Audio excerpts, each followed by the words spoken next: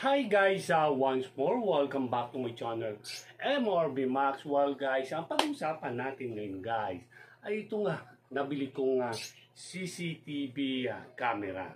Itong una guys, itong B380 CCTV camera indoor and outdoor. Ay nabili ko guys sa Lazada ng 795 plus yung delivery charge niya. At maging itong isang CCTV camera o tinatawag ng B380 Smart Wi-Fi. Ito guys, mas mura sa nakuha ko lang siya ng 375 sa TikTok. Well guys, itong sa CCTV camera, indoor outdoor tayo, ay may mga kasama sa mga accessories tulad ng ganito.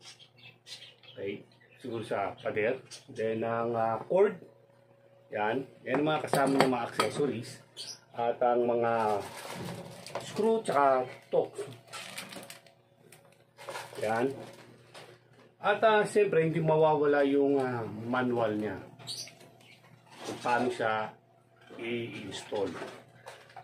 Maging itong nakuha ko sa TikTok guys, ay halos pareho lang din naman sila. Siyempre ang pagkakaiba lang niya is yung model niya at saka yung mga features niya, pero ang pag-install niya is pareho lang din.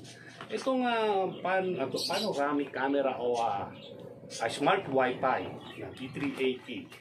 Ang itsura niya naman guys ay ganito siya, para siyang bulb.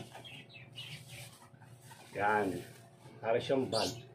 So nakuha ko nga to sa TikTok sa halagang 375 plus yung delivery charge niya. Ang accessories nito guys, ito lang receptacle, tapos may screw at manual. Siyempre ang procedure niya, kung anong pag-install itong isa, pareho lang din sila. Kasing apps nito ay iisa lang din naman ang apps nila. Mag-a-add ka lang na mag-a-add every time na mag-ano ka ng camera. Tara guys, samahan nyo ko sa pag-install nito. Una guys, ang pag-install ng B380 Pro ay madali lang naman. Sundin lang ang mga instruction nito at sagutin lang ang ilang katanungan.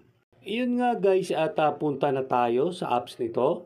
I-click at makikita natin guys ang plus. At i-click natin, makikita rito ang add camera, search device at notification center. I-click natin ang add camera. Lalabas doon ang please scan QR code. Kaya guys, scan natin ang QR code ng device. After scan ang QR code, tutunog ito at lalabas ang the device is online. So i-click natin ang add device. Lalabas ang completed. Kasama ang please select or enter your device name. So nilagay ko guys ang camera 1, then finish. Lalabas ang save device QR code. So click ang save. Then click ang camera 1. Lalabas ang warning. Please set a password to your device for better privacy. Lalabas ang password. Hingiin dito ang password na 2 beses. Then confirm. At lalabas na yung camera 1 at activated na. Pwede na siyang gamitin. Connected na sa phone at device. Pwede ka guys magsalita at marinig ang sound ng nasa paligid ng camera at patunugin ng alarm kung kailangan mo. Kung ako ang tatanungin guys, mas gusto ko ang B380 Pro Smart Wi-Fi.